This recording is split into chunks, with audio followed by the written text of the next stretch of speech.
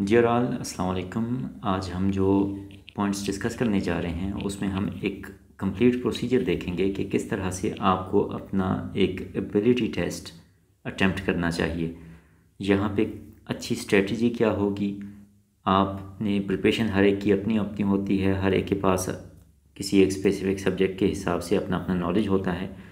यहाँ पे हर एक की अपनी बुक रीडिंग की एबिलिटी होती है, उसने कितनी बुक्स पढ़ी और किस तरह से मुख्तलिफ़ टॉपिक्स के बारे में सोचा, उसकी कंसेप्चुअल स्टडी कितनी है, कितनी स्ट्रॉन्ग है। तो ये सारी चीज़ें आपके टेस्ट पे इम्पेक्ट करती हैं।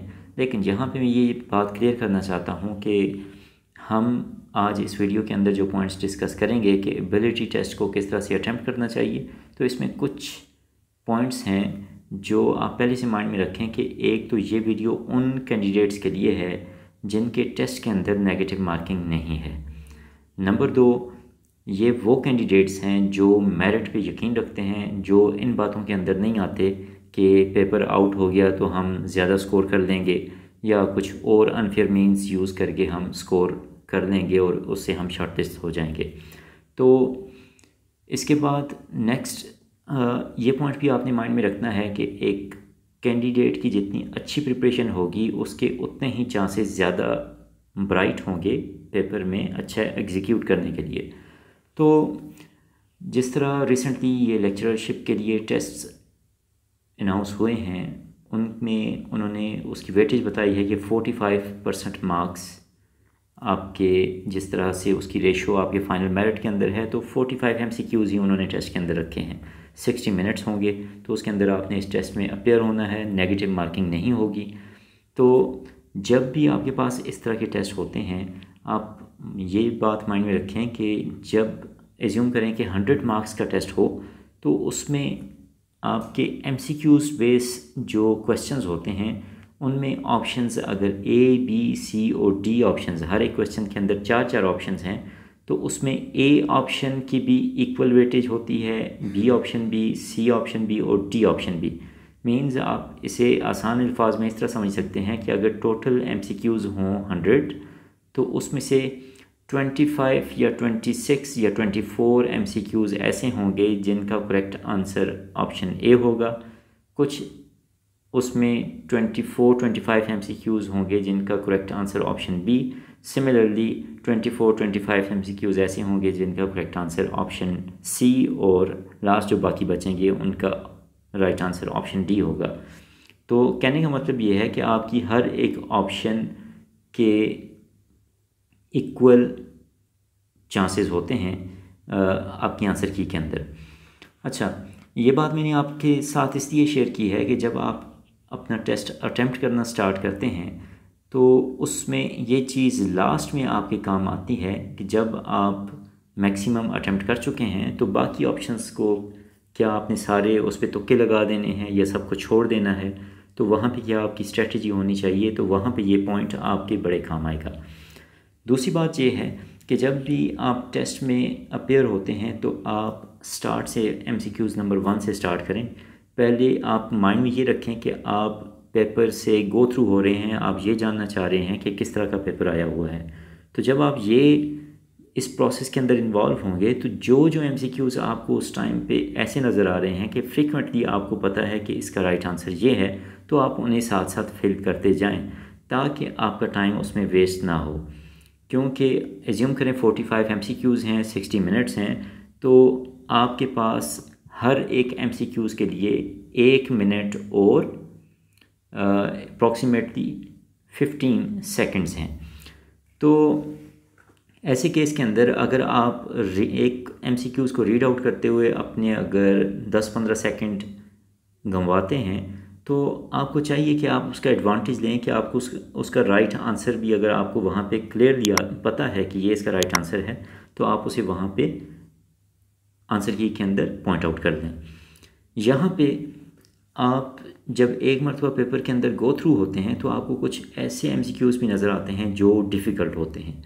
तो ये मैं इसलिए कह रहा हूँ कि जब भी आप MCQs के पेपर सॉल्व करना शुरू करेंगे तो आपने पहले क्या करना है, आपने पेपर से गो थ्रू होना है। उसमें जिन MCQs के आंसर्स आपको उसी वक्त आ रहे होंगे आप उन्हें सॉल्व कर लेंगे और जिनके आंसर्स आपको नहीं आते उनमें से कुछ MCQs जो हैं वो आपके माइंड में होंगे।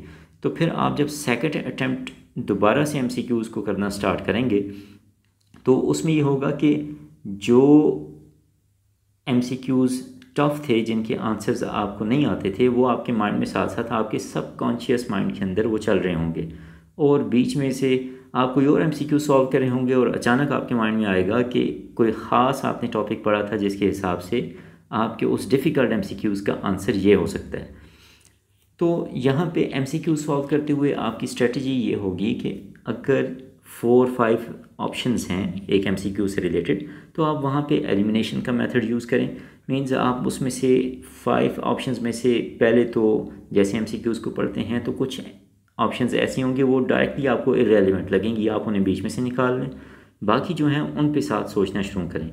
तो उससे ये होगा कि आपके ज़्यादा चांसेस बढ़ जाएंगे राइट आंसर तक पहुंचने के लिए, क्योंकि जो आपकी MCQs गिवन हैं उनके अंदर ही राइट आंसर्स भी मौजूद हैं।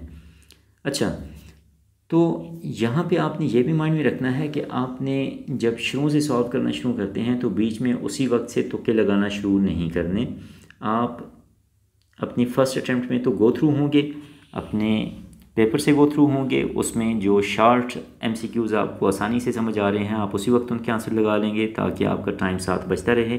फिर जब आप सेकंड राउंड स्टार्ट करेंगे जिसमें आप इस नीयत से स्टार्ट कर रहे होंगे कि अब मैंने मैक्सिमम MCQs को सॉल्व करना है, तो उसमें जो जो आपको ज़्यादा मुश्किल लग रहा है आप उसे उस वक्त छोड़ दें और उन MCQs को ही सॉल्व करें जिन पे आप 100% श्योर हों। मीन्स 80% से ज़्यादा आप श्योर हों कि ये इसका राइट आंसर है। आप एज्यूम करें कि अगर आपके 100 MCQs हैं और आपने इस प्रोसेस के थ्रू इन 2 स्टेप्स में तकरीबन 60 MCQs सॉल्व कर लिए और लास्ट में आपके पास अब टाइम कम है, आप एज्यूम करें कि आपके 15 to 20 मिनट्स रहते हैं, तो आपने अब नेक्स्ट क्या करना है? आपने क्या करना है, अब आपको एक तो ये श्योर होना चाहिए कि आपने जो इससे पहले MCQ सॉल्व किए उनके आंसर्स करेक्ट हैं। तो उसके बाद जो आपके 40 MCQs रहते होंगे आपने उनमें से, चूँकि नेगेटिव मार्किंग नहीं है, ये मैंने शुरू में एजम्पशन रखी थी, तो अब आप क्या करेंगे, आप इसमें से देखेंगे कि कौन सी ऑप्शंस आपने ज़्यादा टिक की हैं जब आपने 60 MCQs सॉल्व किए। तो उसमें ये भी हो सकता है कि ऑप्शन ए ज़्यादा आपने सेलेक्ट की हो या ऑप्शन बी या ऑप्शन सी। तो जो उसमें कम आपने सेलेक्ट की हैं, आप जो इसके बाद बाकी 40 MCQs सॉल्व करना शुरू करेंगे तो उसमें ज़्यादातर वो ऑप्शंस लगाएंगे जो आपने पहले नहीं लगाई। ये यहाँ पे वो पॉइंट आता है जो मैंने स्टार्ट में आपके साथ डिस्कस किया था कि हर एक ऑप्शन की इक्वल वेटेज होती है आपके टेस्ट के अंदर। तो आपने जब 60 तक MCQs खुद सॉल्व किए और ये आपको श्योरिटी है कि वो मैक्सिमम करेक्ट हैं, तो इसका मतलब ये है कि आपने उस अटेम्प्ट के अंदर वो ऑप्शंस ज़्यादा चूज़ कर ली हैं जो राइट थी।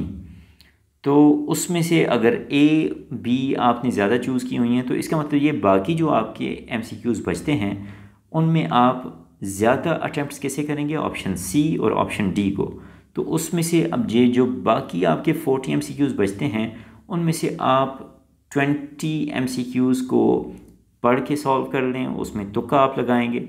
मीन्स तुक्का आप इस तरह से कि सेंसिबल माइंडसेट के साथ हो, और उसमें आप ज़्यादा फिर उस ऑप्शन को माइंड में रखेंगे कि ऑप्शन C और ऑप्शन D करेक्ट होने के चांसेस ज़्यादा हैं। ये मैं किस वजह से कह रहा हूँ, ये मैं इस एजम्पशन के साथ कह रहा हूँ कि जो आपने पहले 60 MCQ सॉल्व किए उसमें आपने ये एज्यूम किया हुआ है कि आपने ज़्यादा ऑप्शन A और ऑप्शन B को सेलेक्ट किया था, तो इसलिए बाकियों में अब ऑप्शन C और ऑप्शन D की वेटेज ज़्यादा है। तो आप बाकी 20 MCQs को अटैम्प्ट करें और इस माइंड सेट के साथ अटैम्प्ट करें कि आप MCQs को रीड आउट भी करेंगे और साथ फिर ये भी माइंड में रखेंगे कि ऑप्शन C और D के होने के चांसेस ज़्यादा हैं। तो आपको फिर वहाँ पे राइट ऑप्शन जो भी मिलती है वो आप सेलेक्ट कर लें, और उसके बाद बाकी जो आपके पास MCQs बचते हैं आप उसके लिए जस्ट किसी एक ऑप्शन को, वो ऑप्शन जो सबसे कम सेलेक्ट की गई है आपकी आंसर की के अंदर, वो आपके सामने होगा। तो आप जो सबसे कम सेलेक्ट की गई ऑप्शन है वो सी भी हो सकती है, वो डी भी हो सकती है। तो आप बाकी सारे MCQs को उस ऑप्शन को माइंड में रखते हुए फिल कर दें। तो ये आपकी एक स्ट्रेटजी है जिसके थ्रू आप ज़्यादा अच्छा स्कोर कर सकते हैं। लेकिन ये जो स्ट्रेटजी मैंने आपके साथ शेयर की है ये आपके नॉलेज पे भी डिपेंड करती है, क्योंकि जितना अच्छा आपका सब्जेक्ट का नॉलेज होगा उतना ही अच्छा आप अपना शुरू के 60-70 MCQs अच्छे तरीके से सॉल्व कर सकेंगे। तो मुझे उम्मीद है कि ये चीज़ आपके लिए कुछ सेंस बनाएगी। आपको अगर इसमें कोई कन्फ्यूजन हो तो आप वो मुझसे कमेंट्स में पूछ सकते हैं। तो इंशाल्लाह अगर और कोई कन्फ्यूजन हुई तो आप वो भी मुझसे पूछें, मैं उसके बारे में भी कुछ क्लियर करूँगा। तो यहाँ पे इस चीज़ को माइंड में रखें कि जितनी आपकी अच्छी तैयारी होगी, जितना कंसेप्चुअल आप पढ़ेंगे तो उतने आपके अच्छे रिज़ल्ट्स आएंगे। See you next time. Thank you.